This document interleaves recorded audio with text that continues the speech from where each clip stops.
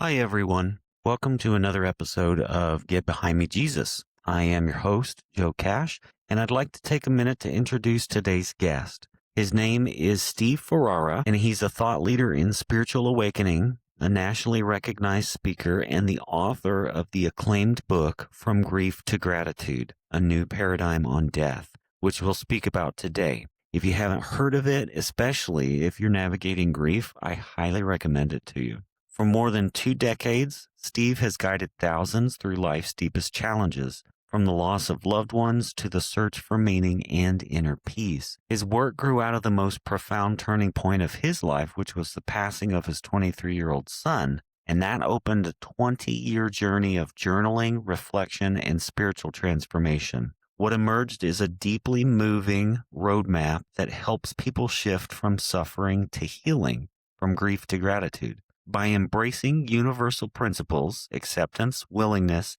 and a renewed understanding of our connection to consciousness. Steve's book has been praised as phenomenal and one of the best books on grief by the legendary author Jack Canfield, who was responsible for the Chicken Noodle Soup for the Soul series. He called it a memoir of spiritual awakening, page turner, and a guide that shows what's possible when we open to the deeper nature of life. Before becoming an author, Steve built one of the largest privately held financial services firms in the country, and he served as the CEO for 25 years. Steve has taught universal laws and principles for healthy physical, mental, and spiritual living since his 20s, continuing a family legacy of transformational teaching. Through his writing, speaking, and coaching, Steve Ferrara helps people relieve suffering, awaken spiritually, and find meaning in the most challenging moments of life. I was so excited to share some time with Steve for this episode, and I think you're really going to enjoy what he has to say.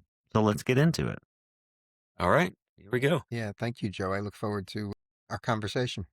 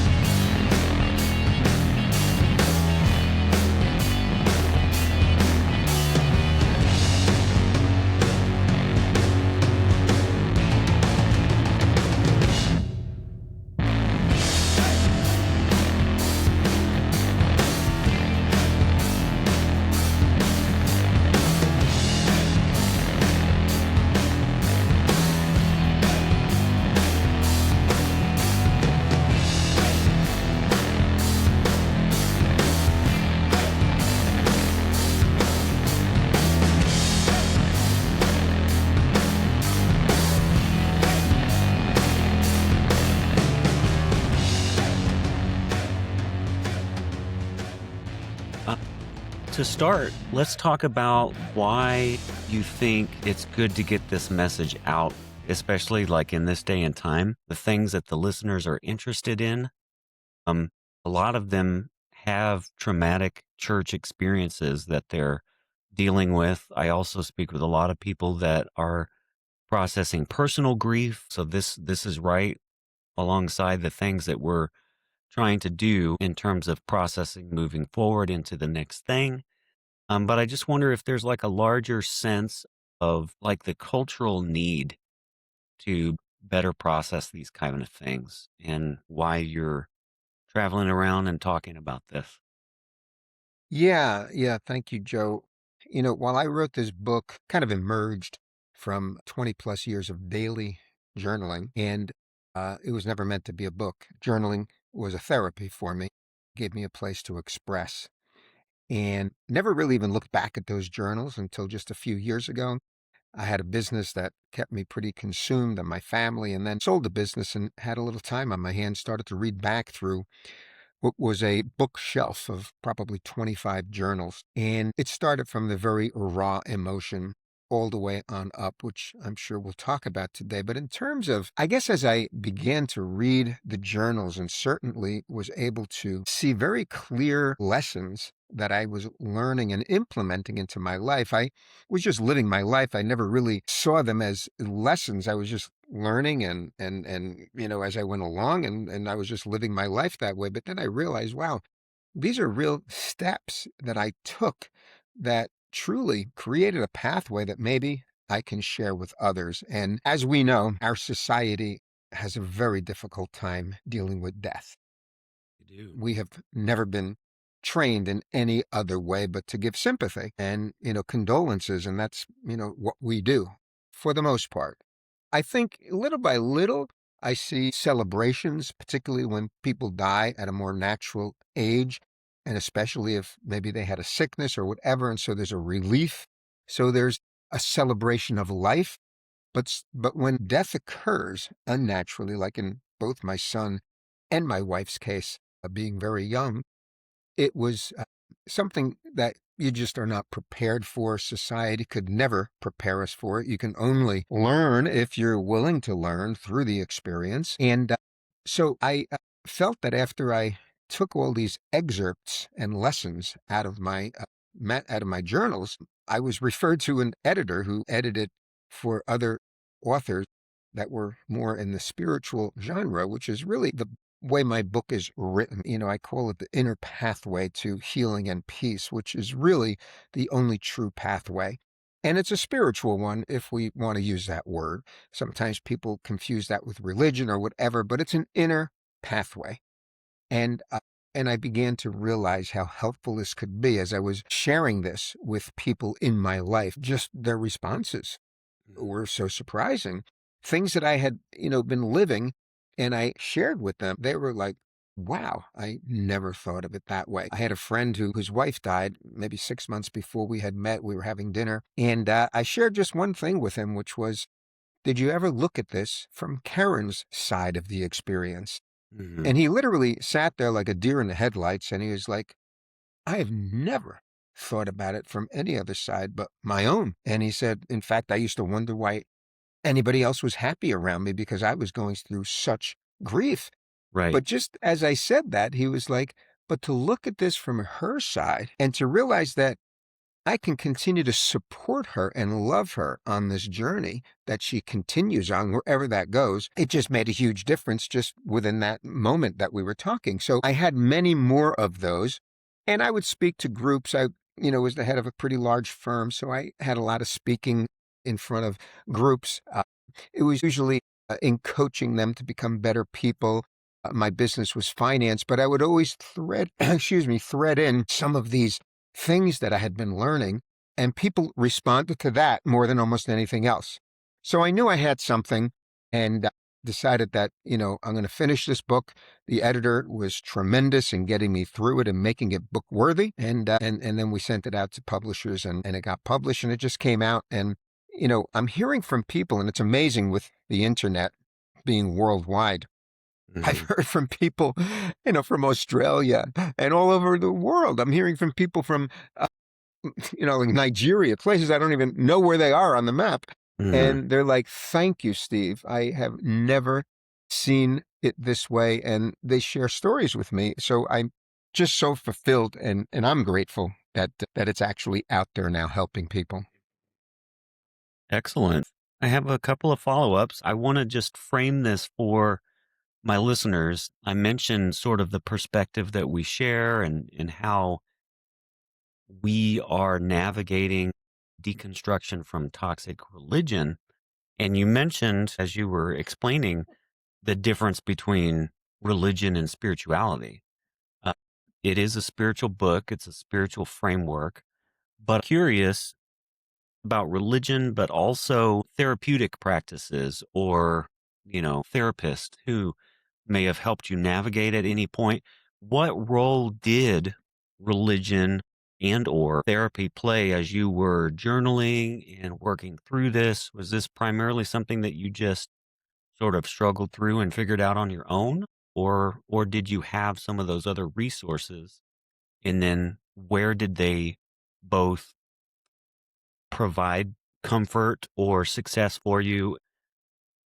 Yeah, it's a great question. And as I said, I think so many people confuse religion with spirituality. And while I think religion has its place, and I think and I don't know all of the religions by any means. Grew up for a very short time as a Roman Catholic and, went to Catholic school for a few years. I was an altar boy. And very early on, religion wasn't giving me what I needed. In fact, I had an experience which was a turning point where I was probably in fifth, sixth grade, maybe 11 or 12 years old. And the nun that was teaching us religion that day said very emphatically that if you're not Catholic, then you're going to go to hell. And my best friend was a Jewish boy, Mm. Paul.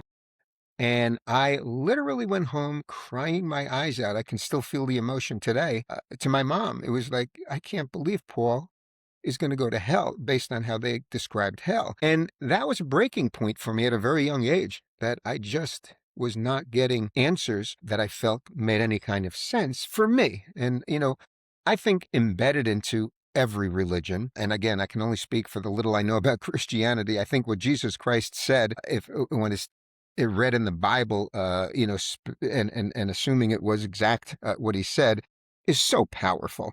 A lot of But assumptions there. yeah, but powerful stuff if we can see through everything else that's been piled on it over the last 2,000 years. Hmm. So it makes it very difficult. And back in my day, I'm a lot older than probably you and most of your listeners. I'm 70 years old, so I grew up in the 50s, 60s when they were still speaking Latin. So I would go to church and I had no idea what they were talking about anyway. And so it was just a difficult time. Fortunately, very fortunately, my dad also was starting to feel that religion, the Catholic religion, was not doing it for him. And he became a real seeker. And he found some spiritual teachings that he shared with me. I mean, not that we'd have these long conversations when I was 12, 13, but he'd leave books around and I'd pick them up. I've always been a reader. And Hmm. and things just started to click with me. It was more pure. It was more direct. It just made more sense. And it also didn't have some of the divisiveness that I experienced in the Catholic religion, where if you're not Catholic, you're going to go to hell. I don't know what the Jewish religion teaches. I don't know what any of the other religions teach, but I know, as I said, that the originals, whether they be Jesus Christ or Buddha or Allah or whoever, they said some pretty great things, but sometimes they get misinterpreted. And I think spirituality, the way I've looked at it, and I don't like to be so critical, but I see religion as the bureaucracy of Hmm. spirituality. They took these wonderful, beautiful, spiritual, amazing teachings and somehow turned them into a bureaucratic system with a lot of controls and all kinds of things built in that we could talk Right. about all day long. But I think our purpose here is to talk more about, what really worked. And so, So, sorry to interject, but I'm curious, what were some of those early spiritual influences, those books that you were talking about? Were they primarily like philosophy? Were they Eastern thought? And yeah, how did that lead you into the spiritual direction? And then did that happen in conjunction with any of the modern psychological tools that we referenced earlier? yeah. Well, my dad, as I say, he fell onto something called concept therapy. It's the Concept Therapy Institute out of San Antonio, Texas. It was back in the 1930s that a Dr. Thurman Fleet supposedly had some kind of a major revelation, and he began putting together principles of both the physical, the mental, and the spiritual aspects of human beings. Hmm. And it's a course of study which includes about 13 various levels of study. And that's what I was exposed to from the very beginning. And I didn't understand a lot of it, but I knew the richness of it was there. And he combined both the scientific and the spiritual side, talking about how consciousness has evolved over time through form and how it's now gotten to this point in the human being where, consciousness is becoming aware of itself through us Hmm. and how we have the potential, because evolution hasn't ended since we're here. Evolution continues, and we're moving on to become, what he referred to as Homo spiritus, meaning that we're becoming spiritual beings. May not happen in my lifetime, Mm. but we are moving in that direction, assuming we don't blow ourselves up at some point. And if that happens, then I guess that was supposed to happen because I think life does unfold the way it's supposed to unfold. So That was the primary influence in my life, the concept therapy teachings. But then as I got to be a teenager, and again, I grew up in the 60s, so transcendental meditation was being introduced. I Mm-hmm. took that at 16 years old. So I've been a meditator for 60 or 50 years now. I just got more attracted to books, starting out with the Wayne Dyer books, the Erroneous Zones, but then moving on up to, more spiritual teachings, whether they have been, Deepak Chopra, whether they had been, Michael Singer, who I'll talk to you about in a little bit while. We've become friends, actually. Mm-hmm. He wrote The Untethered Soul and many other tremendous books, David Hawkins. But I just became a voracious reader, and books became my friend. And I was learning so much from books and being exposed to people through the various group meetings that the Concept Therapy Institute would have and conferences that they would have. And I was finding like-minded people that were seekers. They were Mm-hmm. looking to understand life in a bigger way.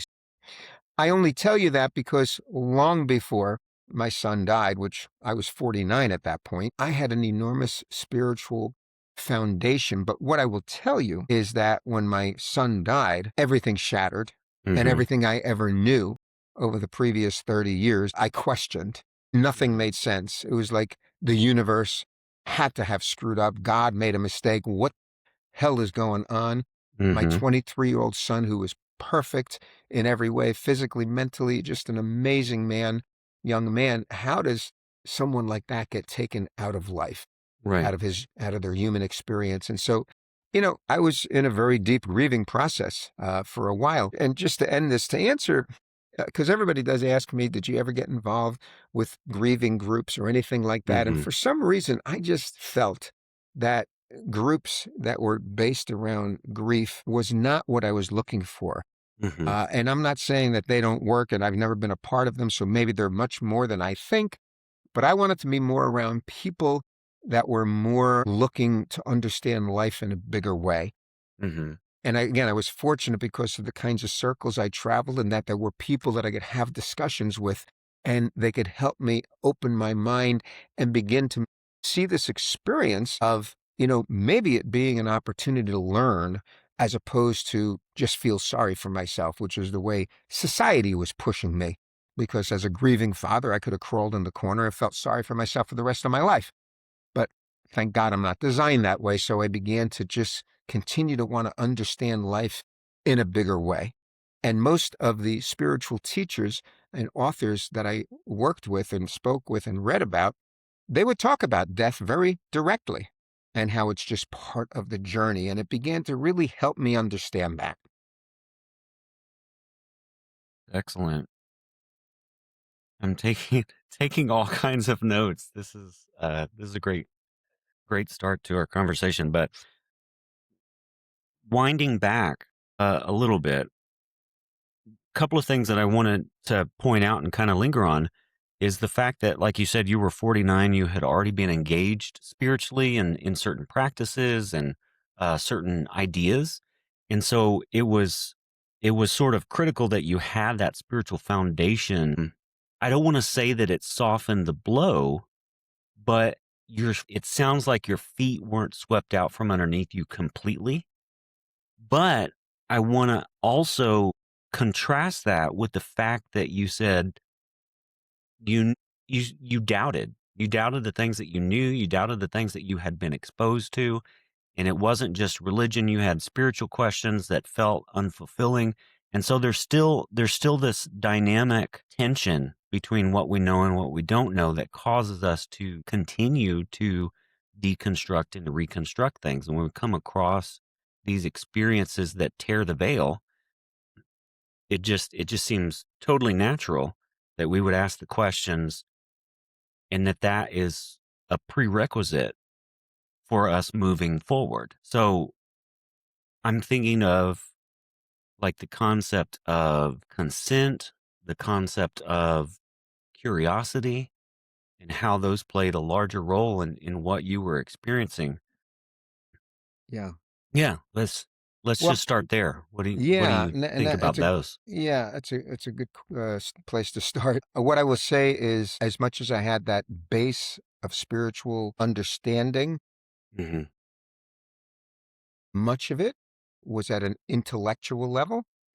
I mean, I was using it in my life, and I was as good a person as I felt I could be. In my business, I was always uplifting, inspiring with my family. I did the best I could, but always trying to give them the best I could. But again, much of it was in an intellectual understanding and not really applying it all to my life, consistently. And I will say also, when something like a child dying occurs, I'm not sure if us human beings, no matter how spiritually advanced, and I can't speak for the very advanced, I don't know, maybe the masters would deal with death in a very different way, but I think the vast majority of us are going to go into a very deep grieving process.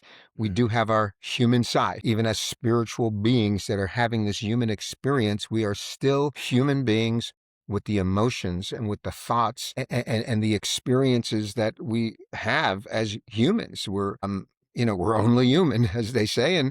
And so the grief is real. And I never, Hmm. ever tell anyone how they should grieve. And whether grief is a month or 6 months or 10 years, whatever it is, everyone grieves their own way, but there is a path forward. And that's what needs to be remembered. What happened with me is I was deeply grieving, meaning that, I mean, I still had my daughters, my business, my family. I was operating, through the days. But Hmm. within myself, there was such sadness and anger and confusion. And I would just get it out, taking long runs. I used to run miles every day, and I would just scream at the top of my lungs at Hmm. whoever. It was usually God, because I couldn't think of anybody else to be really Hmm. angry with. I would scream into my pillow, cry my eyes out into my pillow. I just didn't know what to do with this emotion that was so intense. And one day I was in my kitchen, and literally in emotional and physical pain, bent over the kitchen table, probably 4 or 5 months in, or whatever it was. I don't remember all the times, but it was early on. But I remember feeling I have hit rock bottom. There's no place to go. There's just nowhere else to go. My mind gave me no answers. The things I understood intellectually gave me no answers. But at that same moment, and I've heard many people talk about this, and I can't say that it was any major light bulb that went on, but something very dimly said to me, there has to be another way of handling this, because the way I'm handling it is not being productive or healthy in any way. And I knew that I still had a lot of life to live and responsibilities of family and everyone else. So that was a turning point where I knew there was another way. There had to be a better way to handle this. And for me, as I say, I relate to it as I just hit rock bottom. The looping anger and everything else that was going on in my mind was getting me nowhere except looping over and over. Hmm. So when I realized that there had to be another way, my journaling took a shift. And I saw that in my journaling. And one of the major things I realized is something I've just shared before is I'm journaling one day, and it just came to me that I can look at this from Christopher's side, my son's side of the experience. I don't have to just look at it from my side. I mean, from my side, it's really sad. And that's why I Hmm. think we have such a tough time with death in our society, because nobody's ever completely come back to say that, hey, I'm great. I'm still on a journey. Everything's good. I mean, some people have had near-death experiences. Many people have, and I'd read those books over and over, trying to understand what my son may have gone through. There's maybe channelers that can talk to the people that have gone on. I never had those experiences, but I just knew that life can't be here to torture us. It would make no sense that we are living life to be beat up by life. There has to be more to it. Hmm. And so my son's human experience was only 23 years, but his life continues on. Birth and death are the opposites. It's not life and death. It's birth and death, but life continues on. And I Hmm. began to feel that very strongly, and knew that my son had an ongoing journey. And so I shifted to thinking and, looking at it from his side. And, I always supported and loved my son so much during his 23 years. Why wouldn't I continue to support him and love him after he's not here physically any longer? And that really began me on the better path of realizing that, while grief is necessary, it's a doorway, if you look at it that way, that if you continue to move forward, you will find a way of handling it. It's like, I mean, I don't mean to minimize it to like working out, but to make it a physical thing, when we go work out, your muscles hurt. Hmm. But you know that if you keep going through it, you're going to come to the other side and be happy with the result. And I didn't know it to that extent, but I look at it now and realize that grief is part of the process. You've got to go through grief in order to get to the next steps. You don't stay in grief. Grief Right. is just part of the process. Yeah. It's a threshold into the next thing.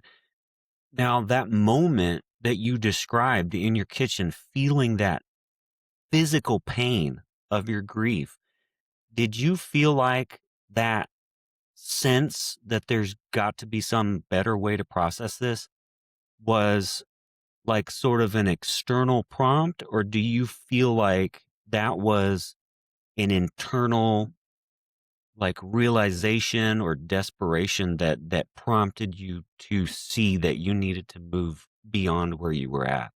Yeah. Well, exactly what happened, I will share with you, and I actually share it in the book. My dad, who, as I've already explained, such a spiritual seeker, a wise man, someone I'd go to for answers all the time, he was at my house and I was bent over in pain, and he came over to me and I just looked at him and here I am 49 years old. He's 30 years older. So he was, 79.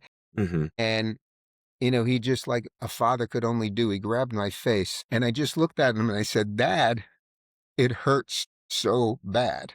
Hmm. And he, in his infinite wisdom, said nothing. We just had a moment. Our eyes were locked. And that's when I felt something within me say, there has to be a better way. I don't know that that's what has to happen. Everybody has their own experience, but mine happened to be where I was in pain. It hurt so bad. And I just expressed that to my dad. And we just, like I say, we just locked eyes. And he was so wise to say nothing because there is Hmm. nothing that can be said. But we had a moment. I swear our souls, if we are souls, and I believe we are, if we want to use that word, touched each other. Yep. Yeah. Entanglement.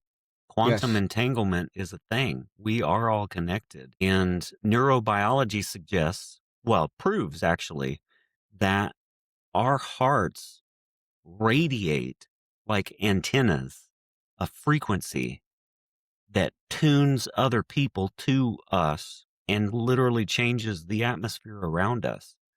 So your father in that moment was experiencing the grief with you. And to take that and to sit with you and just be a presence is, like you said, it's incredibly wise, incredibly powerful thing for someone to choose to be immersed in that. I think it's interesting that that sense of connectedness and community coincided with that sense that both you had to move on and you could move on. Yeah. Obviously, that sense of connectedness frames how you understand something from a different perspective, asking yourself, what was this experience like through your son's journey? That just seems so simple but profound. And I want to ask, is there a disassociation from the heaviness or the experience of the grief when you shift a perspective like that? Or is it like such a fullness of experience that it's just like turning the diamond to view another facet? Yeah. Yeah. Well, it's definitely a shift Hmm. in mindset or maybe even dimension, if we want to use that word. Hmm. It's a definite shift. I saw things, it was the beginning of seeing things differently. As I continued, as I say, in my journaling, I saw a shift where now it began to be not about what could have been had he lived, because that's when you're thinking about it from your side. I could have been his children's grandfather. He could have been in business with me. He could have been, whatever, a Right. million things. Right. But it became more what can be in our relationship. And I began to think of it more that way. Like I can have an ongoing and a growing relationship with Christopher uh, if I see it from his side, because he's on an ongoing journey. Again, I don't know where that journey goes, but he is on an ongoing journey and we are connected. We were connected as, father and son, but we're connected at a deeper level that I could continue to love and support him and think about what can be in our relationship. And that kind of shift enabled me to realize that, this love that I feel for my son, just like love that you feel for anyone that you truly love, it's something that's within you that you're sharing.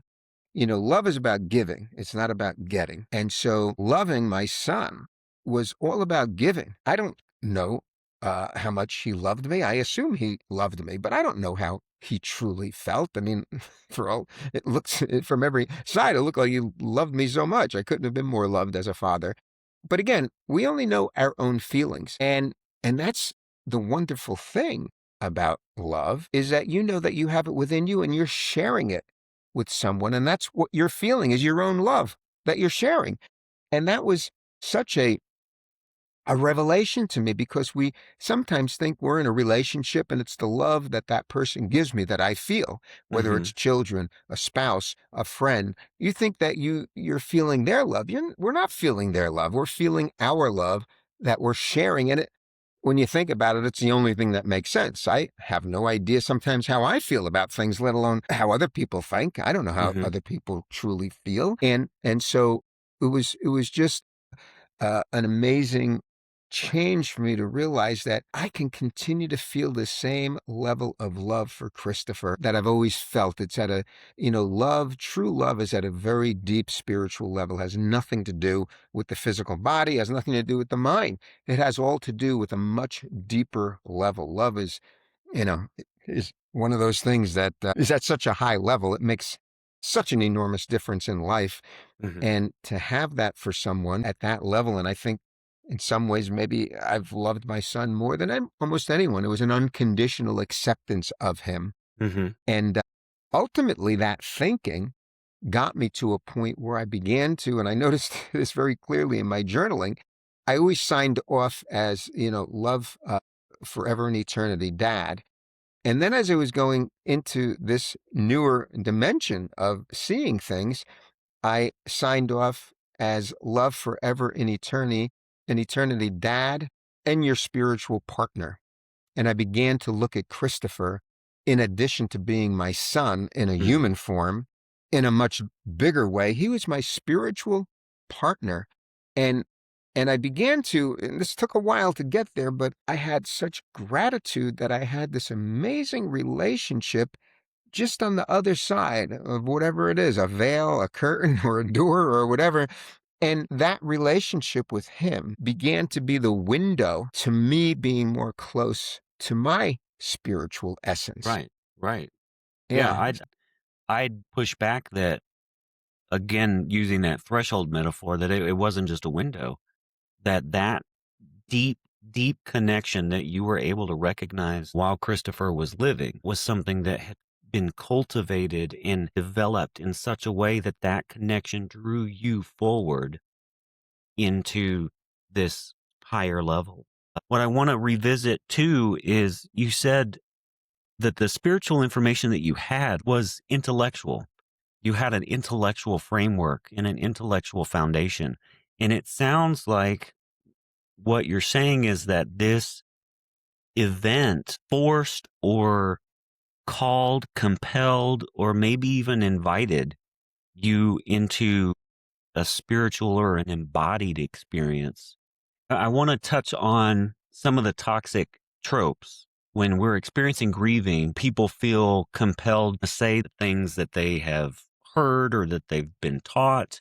And it may be well-meaning, but I don't think it's the best. I think when people are at their best, that the experience that we have is like what you described with your father. Somebody just being able to sit there and be a presence for you and to bear that weight with you, to bear witness, that's entirely different. God needed another angel in heaven, or God won't give you more than you can handle, or even everything happens for a reason. But I say that last one because earlier in our conversation, you mentioned that you believe life unfolds the way that it's supposed to unfold. Yes. So I'm curious if that is a perspective that developed through this, or is that something that's been consistent through this? And what is the difference between that and everything happens for a reason? Yeah. Yeah, good question. And just to respond to your first portion, it's interesting that you bring that out because, and I talk about this in the book, our culture is designed to say exactly what you said, giving us their condolences. I'm in your thought, you're in my thoughts and prayers, whatever those standard things are. And I have to say that people are at their best when they're doing that, and I would never push anybody away that would do that. But what I found is after months and months of this, and sometimes I hadn't seen somebody, maybe in a year, and my son had passed away, in that period of time, and now I'm seeing them, and it's months and months later, and they just feel obligated and compelled to give me their condolences. Hmm. And at some point, it almost became something that I realized people do it for themselves more than for you. And I don't mean to be mean in saying that, but my experience was people needed to say something.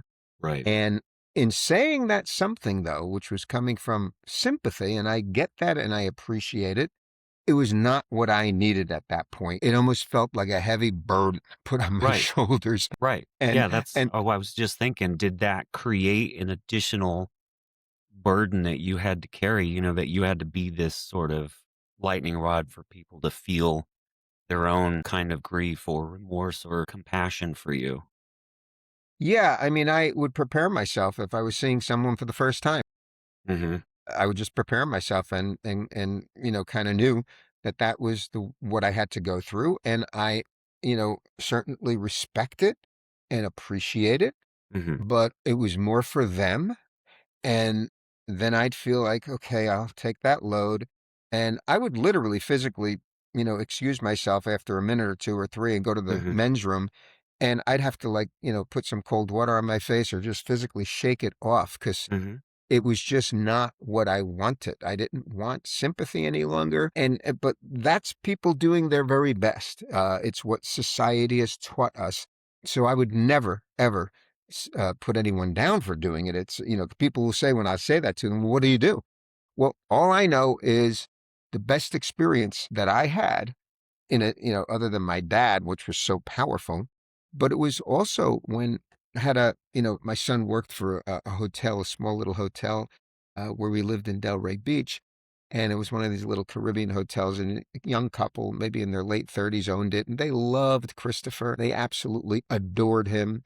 And he was everything from, the towel boy to the, to the Mhm. bartender, whatever they needed. Yep. Duties, other duties as assigned.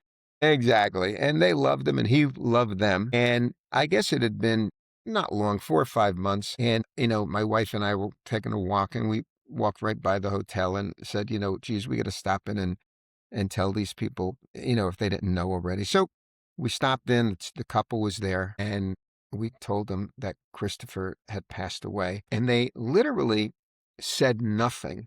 Very similar to my dad, but they both just had this warmth and love about them. They didn't say a word. Mhm. And we all, at least I know I did, my wife did, I didn't ask them, but we felt the love and the presence of Christopher in that moment. Mhm. Nothing was said, and we just left. There was a quietness, there was a beautiful peacefulness, and we just said goodbye and walked out the door. That was one of the most powerful interactions of love that I felt when, I told someone that my son died and they knew and loved him. As I say, other people, most all gave condolences. Some people just a hug, which is all you need. Hmm. Some people just a warm and loving embrace and just a look that they understand. You don't need someone to fix it. You don't need somebody to come up with some story that he's in heaven. I never believed in that anyway. I felt like that was, I'm a little beyond that. I don't need to hear the Santa Claus story all the time. And Hmm. and I'm not saying that heaven is Santa Claus, but I'm just It's saying okay. this. You're safe here. Okay.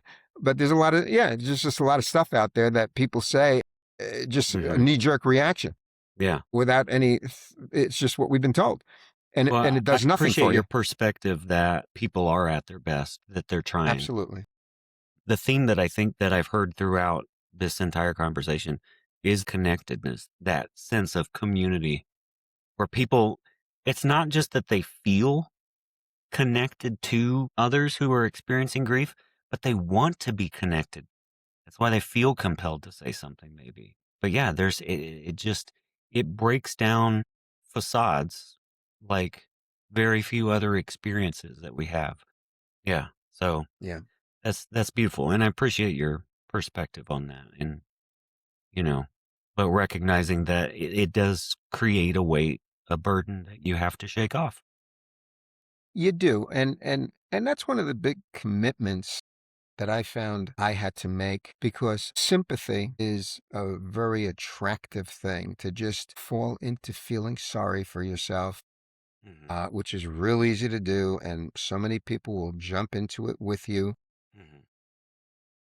That was an effort and a commitment I had to make, that I am not that I said this to anyone, but I just knew within myself, I don't need sympathy. If anything, I need maybe understanding, or I don't need anything, just a hug, if nothing else. And what I found is people who had the same experience of losing a child or someone very close, which there's so many. I had no idea until it happened to me how many people have lost children, and others naturally very close to them at young ages. And those were the people that I felt I could relate to most, not if they were still, in the early stage, but if they were at the point of wanting to understand. And there's many people that when you go through the experience, I mean, there's some real choices you make. There's some real, crossroads you come to, and I'm either going to make a right here and feel sorry for myself, or I'm going to make a left, and I'm not going to surround myself with people or things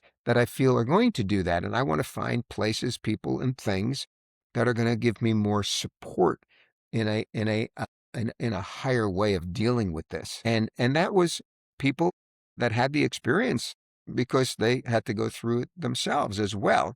And some were, at all various different points, but I found they understood. They understood what you go through, and they were able to relate. Now, it's not the only ones. I mean, there's many, many people that I found that, were able to truly give me insights that enabled me to continue to take on this information, and really reprogram myself from the old way Hmm. of dealing with death, which was just, the sympathy and feeling sorry for yourself. And to your point that you just asked before, about the intellectual understanding, I think many, many of us have intellectual understanding of a lot of things, and that's great. But the only real thing, in my opinion, that we can speak on from real conviction is experience. And not that you have to have somebody that died, a son or a daughter that died, but experience of a major life challenge where they've really used it as a way to grow and move forward. So that's what I mean, where the intellect is really not designed, nor does it have the capacity to help us through major life challenges. I think we almost put too much pressure on the intellectual thinking mind to come up with solutions that it doesn't have. We're being unfair to our thinking based mind to give me a solution, give me a solution. It has no Right. solutions. Right. We do Well, have to, I'm sorry, go yeah, ahead. go ahead, continue. Well, I was just going to say, we have to, in my case, the way I feel. I transcended a little bit Hmm. that thinking based portion of my mind and maybe opened up a little bit more where I began to, see this a little bit differently. And I was processing the experience as opposed to pushing it away or just just pushing it down, suppressing it, running from it. I decided I need to experience this. Like when sadness comes, I'm not going to run away from it. I'm not going to turn it into a story about poor little me. I'm not going to Hmm. talk to everybody about how sad I am. It's just sadness. And I realized that very clearly in my life that certain emotions, particularly sadness in my case, it's just a feeling that comes through. It's not who I am. Right.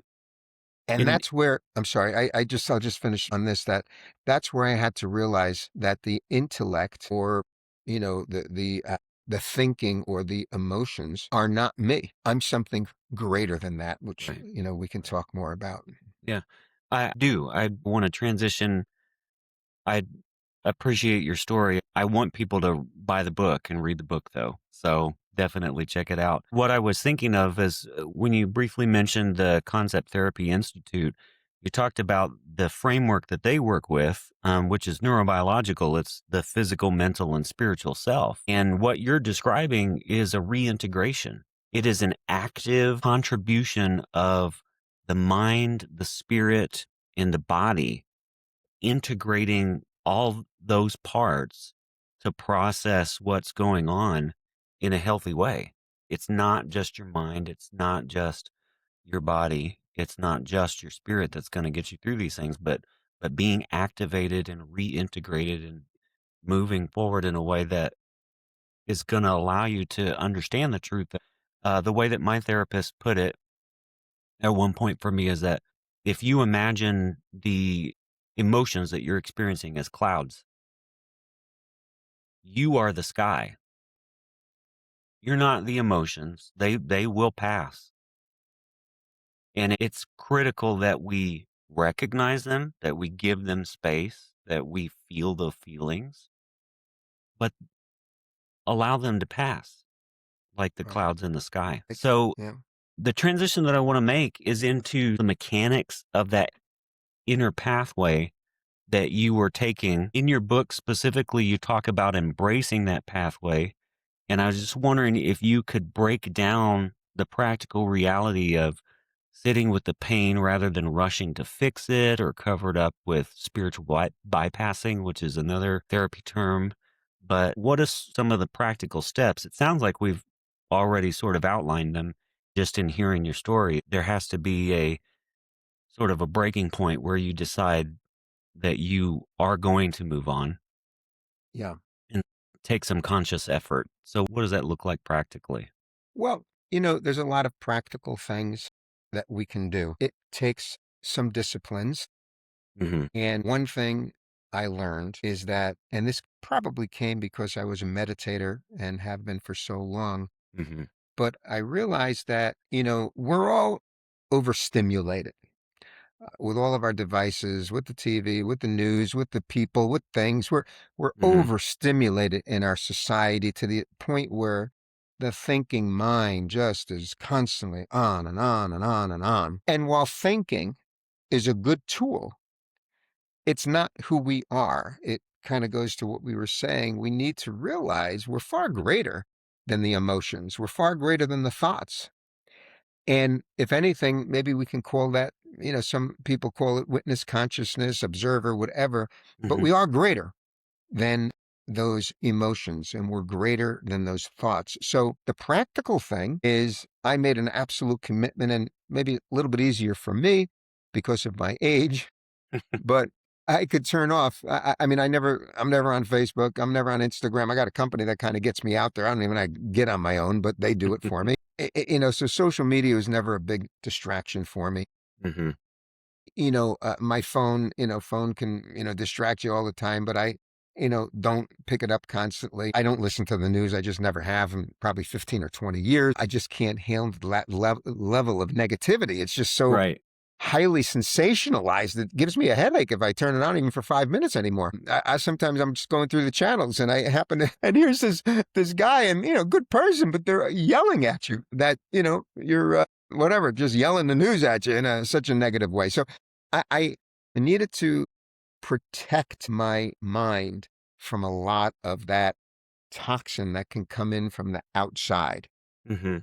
And what I needed to do in order to allow the inner me to truly begin to have its, time and space was I, whether I meditated or whether I just found times to be in silence. A lot of people have a problem with that. I never have. I actually like being by myself. And sometimes I'm with family so much. I just need, at the end of it, I just need to decompress.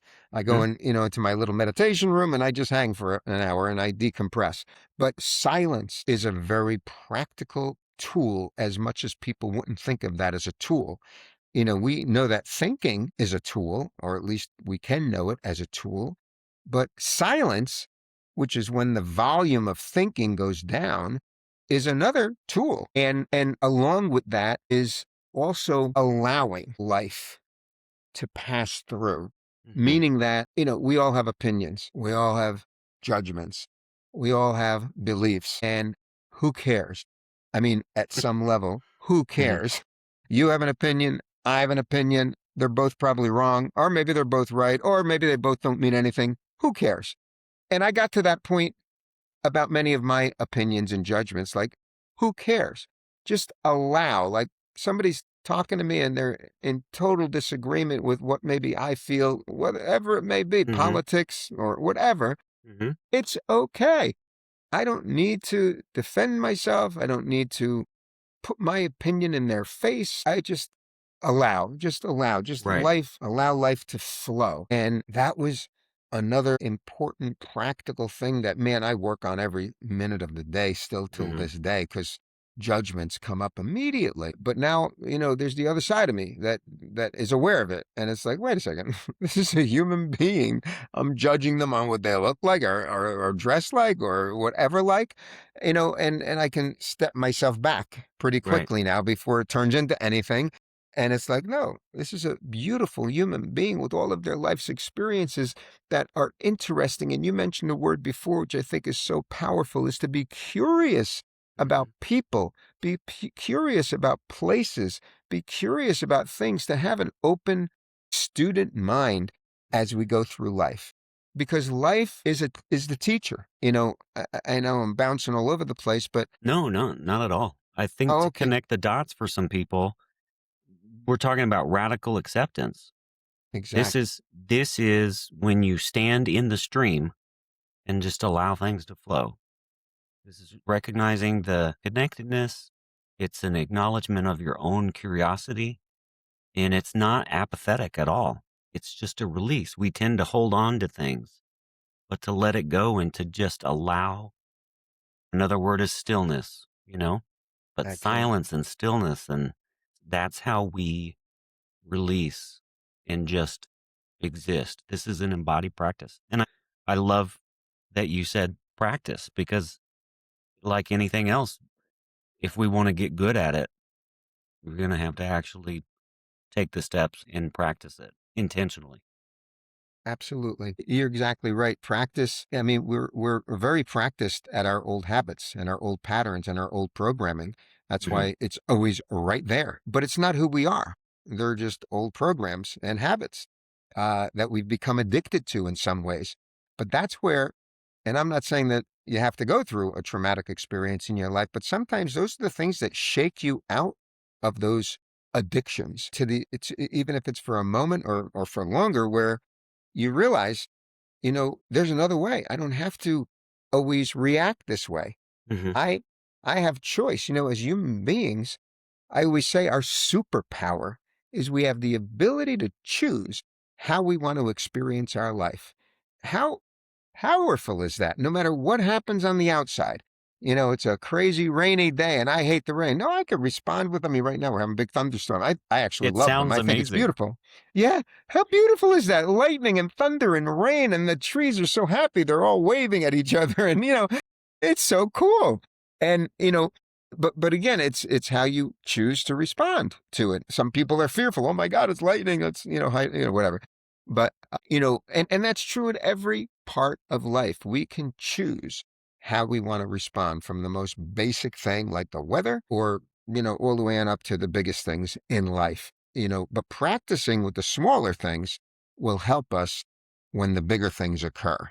And I think that's really, if anything, what helped me so much in having a foundation of spirituality, is that I did practice with the little things for a long time. Hmm. So by the time I was 49, I mean, I never had anything that I could even come near an experience like my son dying. And it threw me completely, upside down, but I still had a base that I knew after, some period of time that, I can I can handle this. There's another way. And, so again, in terms of tools, I look at other things as tools. Like, many of us use anger as a tool, Hmm. or the other side, or blame. We're in a very blaming society. Everybody's a victim, and we somehow all think that it's okay to be a victim. I mean, businesses prey off of, making people victims. The news makes everybody a victim, and that is giving away all of our power. And the tools on the other side of that are to have compassion and also forgiveness, which is a huge tool. And these are true tools. Instead of getting angry or blaming, we have compassion. Like I was just saying, I meet some guy and, it looks like a bum on the street or whatever, and I have all these judgments. If I can just change that, I mean, just look at it differently now. When I see somebody like that, I give them a bottle of water. I give them whatever I've got. And if they're just a beggar on the street, and, they're always so grateful. I mean, I'm sure there's some that are a little crazy maybe, but any of the case, point being, I can look at things and look at people with compassion, instead of, oh my gosh, what a screw up, Right. and I can look at people. And when I say forgiveness, I never look at forgiveness as something I'm giving to someone. Mm. I look at forgiveness as something I am doing for myself, forgiving myself for Mm. having perceived a situation incorrectly. Right. And rather than get critical of myself, just, okay, I saw it, I perceived it wrong. And okay, I can see it differently, and I forgive myself, and I'll move forward. It's never about forgiving someone else. I mean, maybe at some level, if somebody, I don't know, you might mind an apology or something. I've never been that way. I always looked at forgiveness as something, it's a tool that I need to use to help myself Right. continue to move forward. Yeah, I've had it framed that way in therapy, and I was thinking about that. So you preemptively answered my question, but I think that, to tie it back to the radical acceptance piece, I think that's what that kind of holding things loosely and the stillness and the silence, I think that that's what it gives us, is this foundation to reorient ourselves toward our experiences in such a way that we're not clinging to these things that, like you said, don't matter, but we're constantly approaching life with curiosity and compassion and a sense of wonder about it all. I think that's what the radical acceptance gives us. Yeah, I agree. I'm so thrilled that you're here. Thank you. I really am enjoying this conversation. As And I am. it Thank struck you. me early on too how similar some of our experiences are. I grew up Catholic as well. Mm. And about the age of 12 as well, my religion teacher, because I went to a private Catholic school. So I got the full 8 years Yeah, of indoctrination. And in the sixth grade, so I was about 12 years old, my grandfather had just passed away. And my religion teacher insisted that when we got to heaven, we would be preoccupied with worship, whatever that is, that we wouldn't remember anybody. So it's almost like our lives here didn't matter for anything. We'd be so distracted and so preoccupied by what was going on in heaven, which was apparently just worship, that we wouldn't remember anything. So I asked her to double down, and I said, so my grandfather won't know who I am when I'm in heaven? Which, first of all, I didn't have to argue much to her because just the single question, really pissed her off. So I wasn't going to tell her that in the Bible, that's not what it says. It says that there will be a cloud of witnesses and that we'll experience the joy of reuniting with our family and friends and stuff like that. But she insisted, no, my grandfather would not remember me. And at 12 years old, I said, well, I'm done. This doesn't work for me because I didn't get to know him as well as I would like to have. And I didn't get to spend as much time as I would have liked to have. Yeah. And it's not just about me, but when he gets there, wherever Yeah. that is, Yeah. you're telling me that none of this experience matters for him, you know? Yeah. And so at 12, I was done.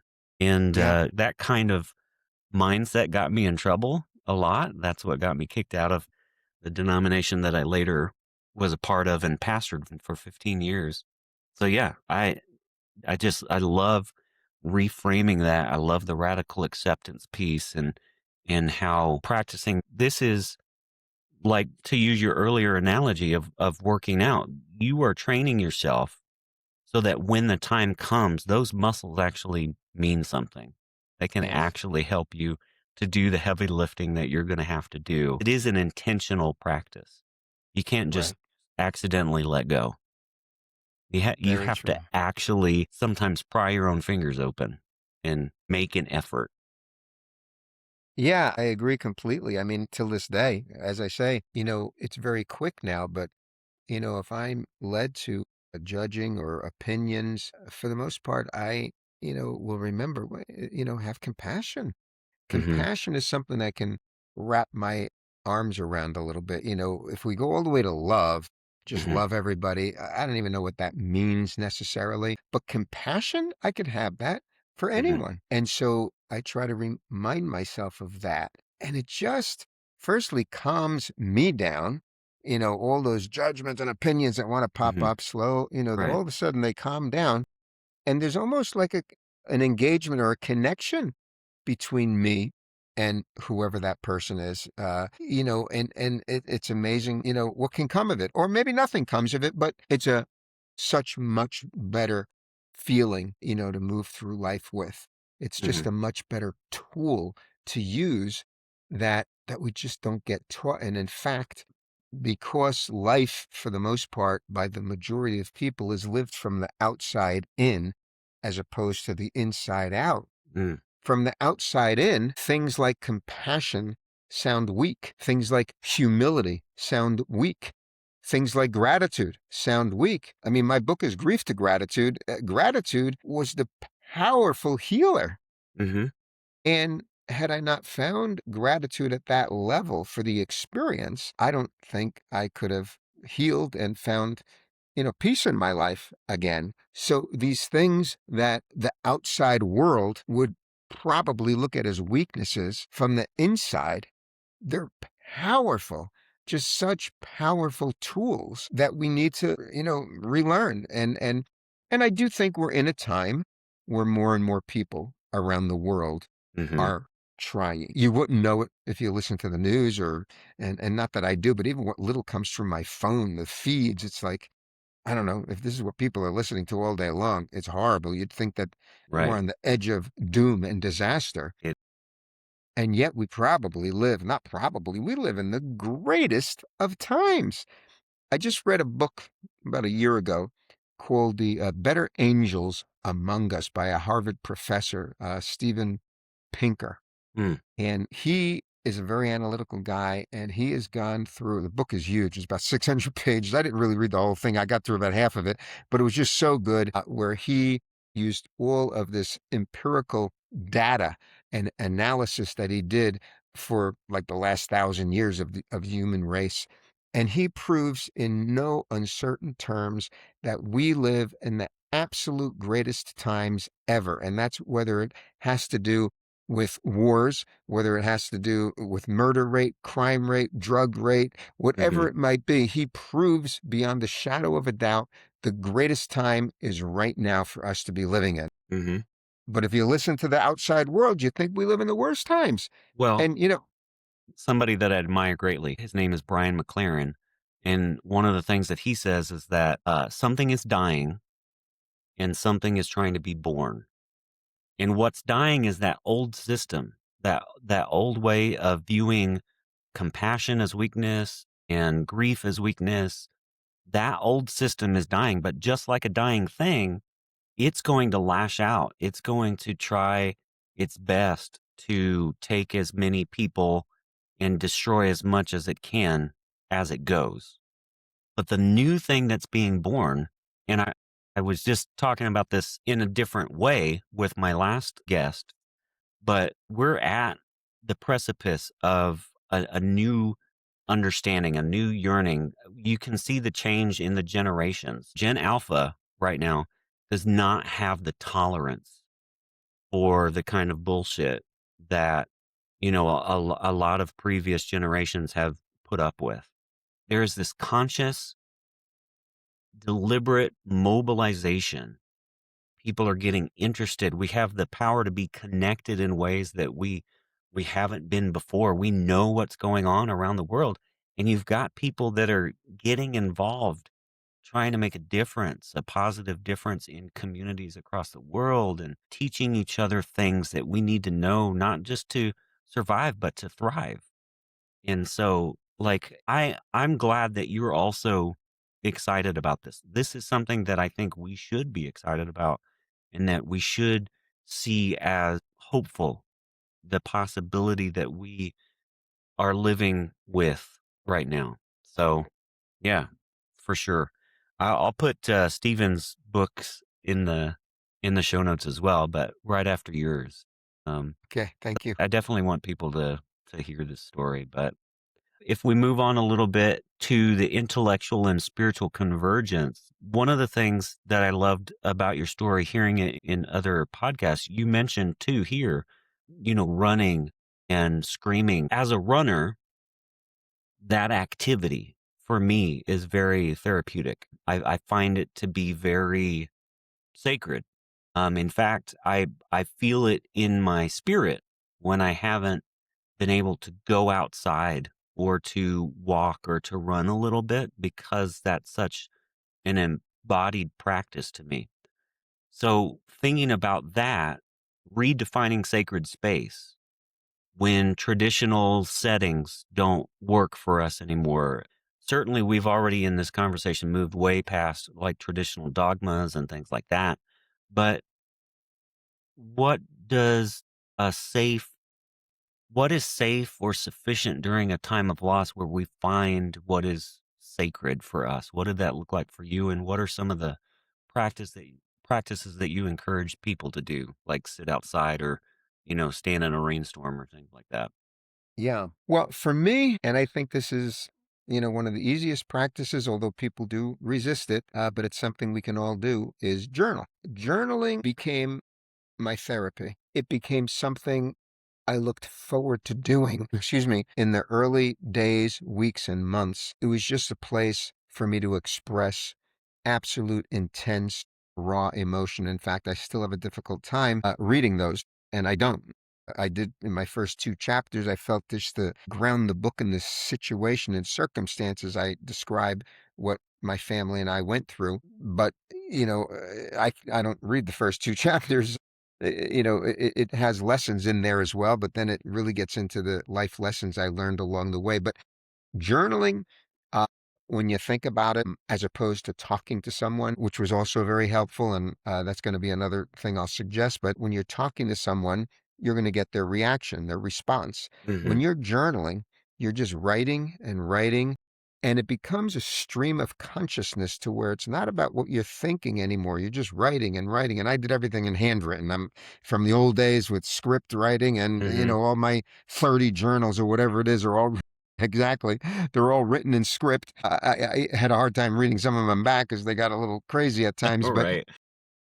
it's probably a million words in those 30 journals that I Hmm. wrote, Easily.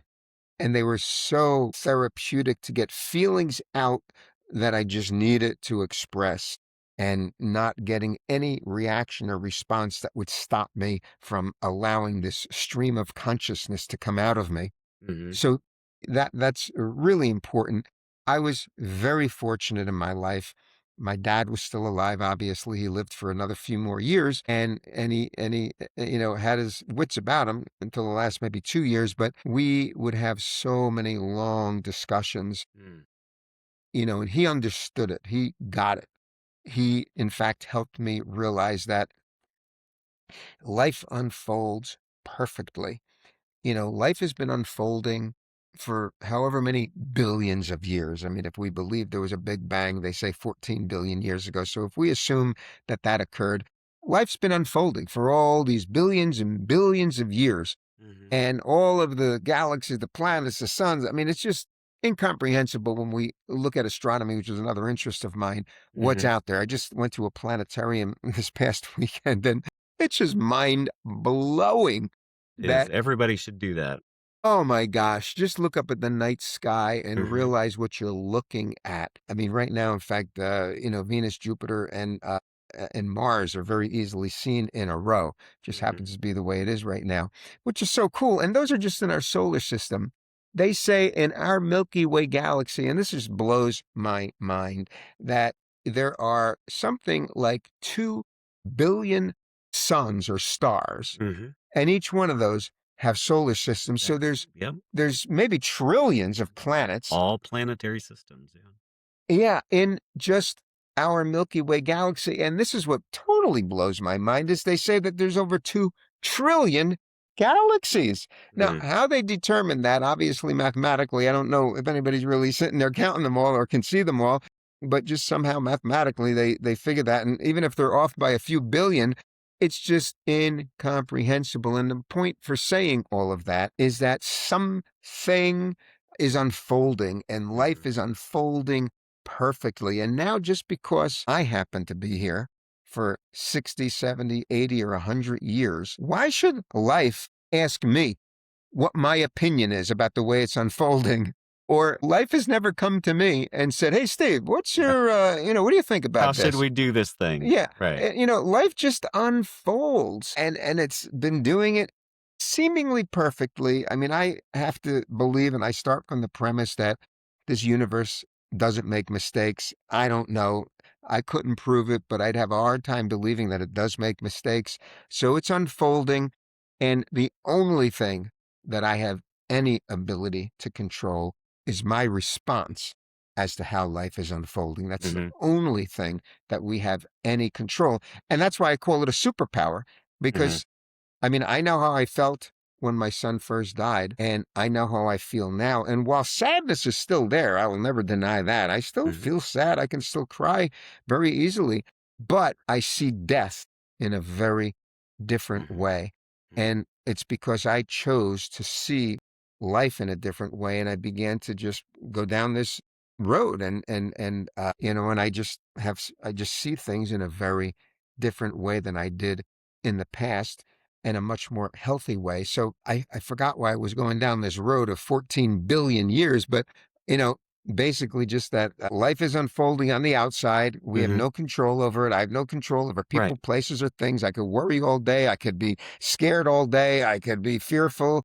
It does nothing except create turmoil Right. within myself. Right. Or I can choose to have faith that life is going to unfold the way it does, and I can respond in a loving, compassionate way to people, places, and things. And, I don't know how life is going to unfold, but I'm going to stay in the present moment to the best of my ability because that's where all the power is. If I go into the future, there's a lot of worry and, fear. If I go into the Right. past, there's a lot of guilt.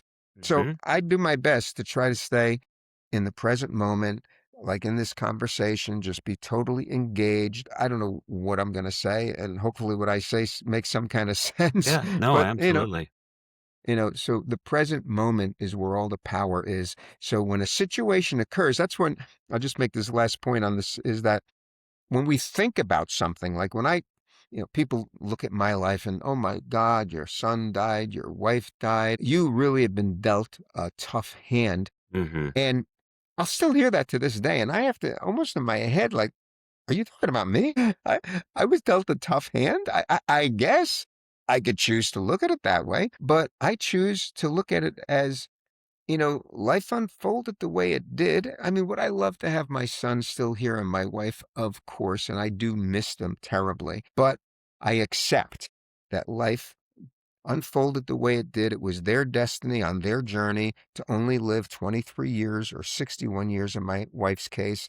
And they've moved on in their journey, and I can continue to love and support them on their journey. And so, I feel like my life is pretty good life. I could not be more grateful every single day when I wake up, and I live the life that I've lived. In fact, Yeah. which I'll tell you before we finish, some of the things I've done that has completely changed my life so that I am totally surrounded by what I feel are spiritual people that are truly, learning.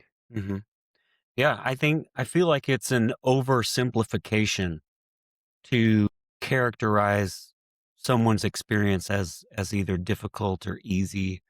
And it sort of robs us of the richness of experiencing life with the people that we love. Their lives, even though, even if we wanted to think comparatively, there are some people who get 100 years, some people who get 80, some people who get 20 or less. And the reality is that whatever the time frame is, there's so much that has happened, and for us to have experienced that alongside that person, and I'm not just talking about, warm and fuzzy memories, but doing the difficult work, bearing the burdens, walking that journey with people, it it just it's beyond our capacity to understand or articulate. That's hard, or that was easy. I mean, life is hard. Life is difficult. Something that I meant to say earlier that we keep revisiting. I have 3 kids. My oldest is 16, my youngest is 12. The middle one is literally right in the middle at 14. But we have told them always and often, you cannot control what is happening to you. You can control how you respond to that. And that doesn't mean that things are going to be easy. That doesn't mean that it's going to be a breeze for you. You're going to have to do hard work, but that is a conscious decision that you're going to have to make about who you want to be in the face of the things that you will potentially experience. And Absolutely. we've already been through a lot. That's part of my journey, and our story is a trauma, but we're choosing to be the people that we want to be through that. Some final thoughts. I don't want to keep you. I appreciate your time, but I'm thinking we talked about practices. I think it all ties in so neatly to what we've been discussing here.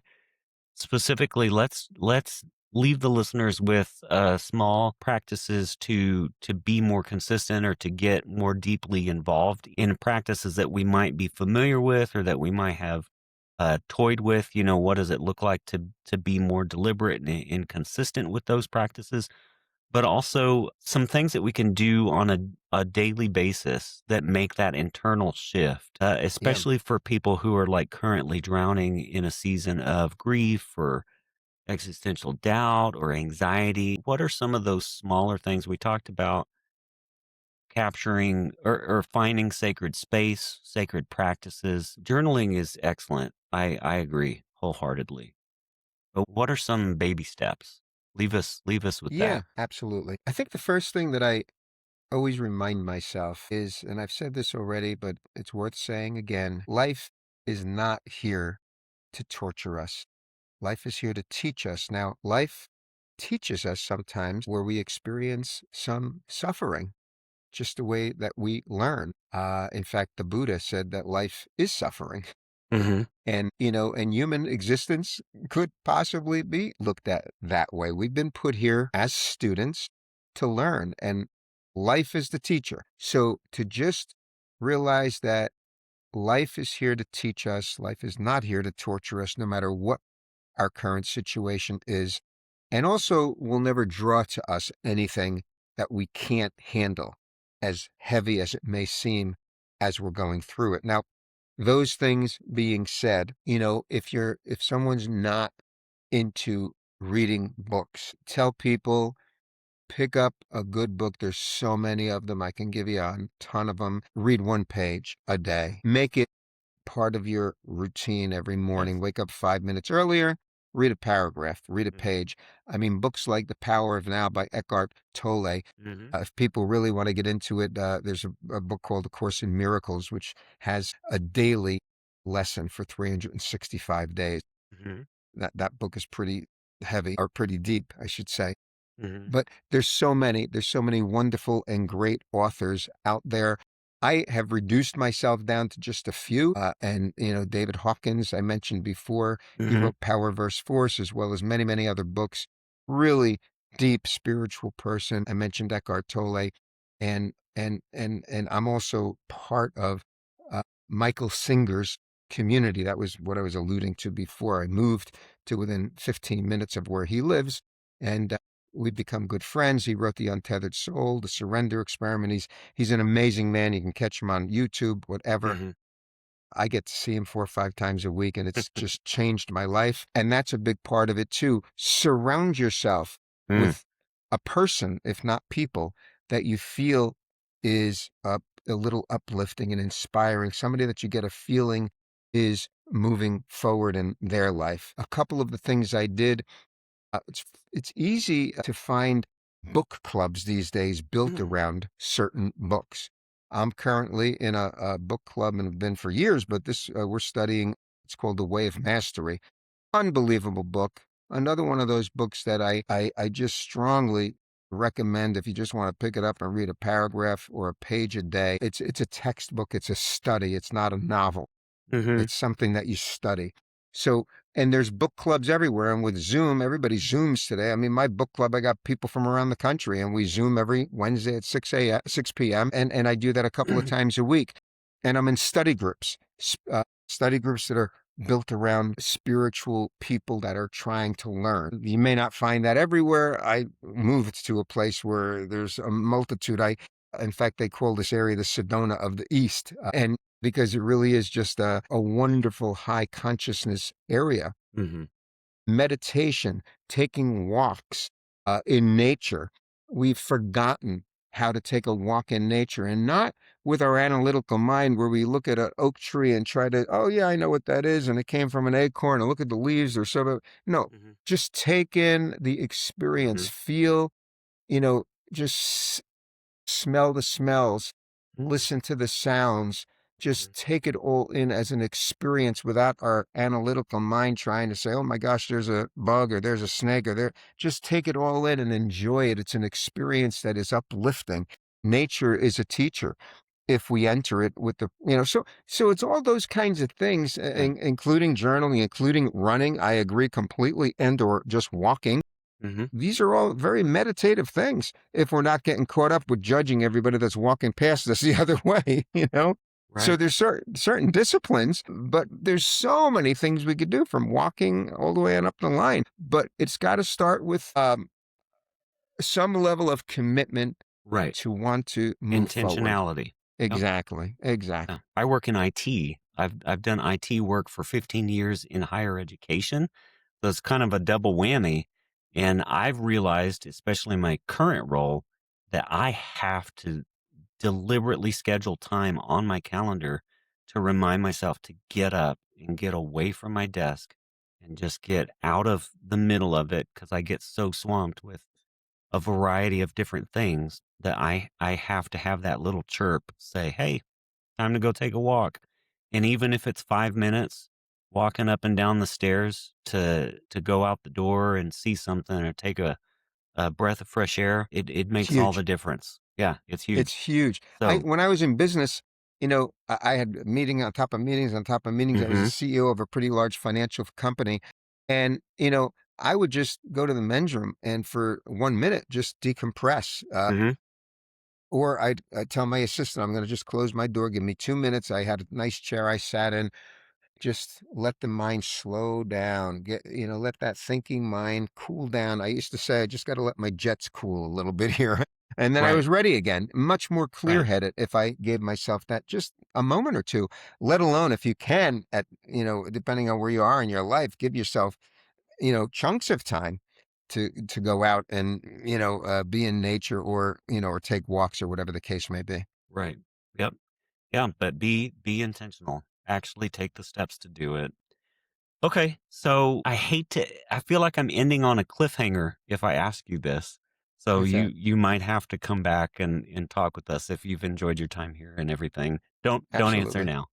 Oh, But okay. I certainly have appreciated your time, your wonderful spirit and energy, and just the freedom and the authority with which you talk about these things. It's so refreshing. The whole point of this is the hope of what is beyond our physical experience, the reality that there is a journey that we are on, and to think about that journey from your son's perspective, from the perspective of the people that we have loved and lost, whether it's a religious framework that we're operating with, uh, there is sort of a consensus that this is not all there is to it. So I'm just curious, what does that look like? And I assume that everything that we've talked about up until this point, this is about not preparing us for something that is disconnected from our current experience, but sort of a graduation, moving into the next part of that journey and being able to do so well prepared. That's how I think of these things, these practices that we've talked about, appreciating the sacredness all around us, the connectivity and entanglement that we all share. I see that as a level of understanding and a level of acceptance that helps to prepare us for that part of our journey. I just wonder whether there is wisdom that you feel like you can share from your relationship with your son, from your experiences with the institute, the community that you're a part of, and the people that you're surrounded by. What would you want to say just about that? What? Yeah, I we'll just would, leave it like that. yeah, I would just in very few words say, if we can quiet ourselves a little bit, it doesn't take long if we truly can quiet our mind. And you can't completely quiet it, it's always got stuff flowing through it. But Hmm. I've learned to just observe it and not engage with it, which is a very key, very important point, to observe what's going through as opposed to engage with it. But if we can slowly find some quietude within ourselves, if it's for a minute or two or five per day, maybe in the morning and the evening, what happens is we make space to start to get more in touch with our inner higher self, Mm, as opposed to all of the outside stuff that's constantly coming in, coming in, coming in. There's an inner world much greater than the outer world that we can feel. And we begin to realize, even as simple as what I said, that I'm observing all of what's going on as opposed to that's who I am. You find a little space in between all of that that's flowing through you and who you truly are. And that's the beginning of finding the truth of the essence of what we are. And if anyone has had a loss that's listening, a close loss, we've all had losses, maybe use that relationship, as I did with Christopher and do, as my connection to my higher self, because the only place I can have my relationship with Christopher any longer, it's not on a physical or a mental level, it's at some invisible spiritual level. So it keeps me more in touch with that inner person within me. So just reminding ourselves that life is not always about all the outside stimuli coming in. It's so much more about the feelings within us and being aware of them and coming from that more quiet and peaceful place more often. absolutely. I won't put you on the spot, but I'll say a few things myself, especially listeners. If you have already listened to the previous episode, episode 9, there are different words. There's different terminology for what we're talking about here. But as you're exploring those things, whether it's chakras or energy healing, whether it's a religious experience, this is truly an inner path. Being deliberate about silence, about stillness, taking that time. And if you start small, like we've just said here, do it. But that's the connection point that we need to explore. That is the threshold that we need to cross. We need to be disconnected from our devices. We need to take that time and really feed what's most important about what's going on here, being present. Thank you so much, Stephen, for joining me. Thank you for your insight. And I really do appreciate everything that we've explored here today and what you've shared. Yeah, I can't articulate how happy I am for how this went. And I just really appreciate your time. Thank you, Joe. Thank you for having me on. Yeah, thank you very much. I will be in touch, but I'd love to have you back as well. And listeners, grab the book, send us your questions. Let's connect and let's figure out how to do this together moving forward. Thank you, Joe. I look Yep. forward to speaking again soon. Yeah. Take care. You too. Bye-bye. Bye.